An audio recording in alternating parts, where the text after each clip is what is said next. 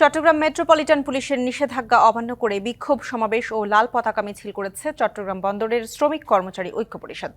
বন্দরের new mooring container টার্মিনালে দেশি বিদেশি প্রতিষ্ঠানকে ইজারা দেয়া বন্ধ, লালদিয়ার চর ও পানগাঁও টার্মিনালের ইজারা চুক্তি বাতিলের দাবিতে বিক্ষোভ সমাবেশ ও লাল পতাকা মিছিল করে তারা। সকালে নগরীর দেওয়ানহাট মোড় থেকে শুরু হওয়া মিছিলটি আগ্রাবাদ মোড়ে গিয়ে শেষ হয়। এ সময় বক্তারা বলেন, বিদেশিদের হাতে বন্দর তুলে দেয়া হলে আরও কঠোর কর্মসূচি ঘোষণা করা হবে।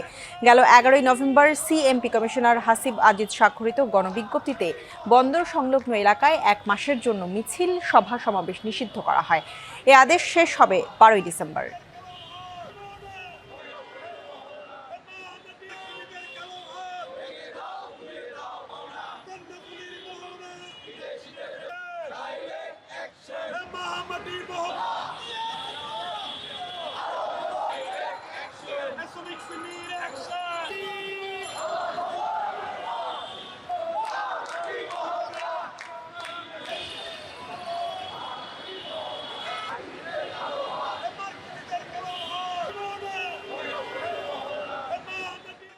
নতুন এবং ফিরে আসা গ্রাহকদের জন্য নগদে চলছে ক্যাশব্যাক সহ প্রতিদিন হাজারো উপহার জেতার সুযোগ। হবে আশা আর ফেরা, সারপ্রাইজ সেরা।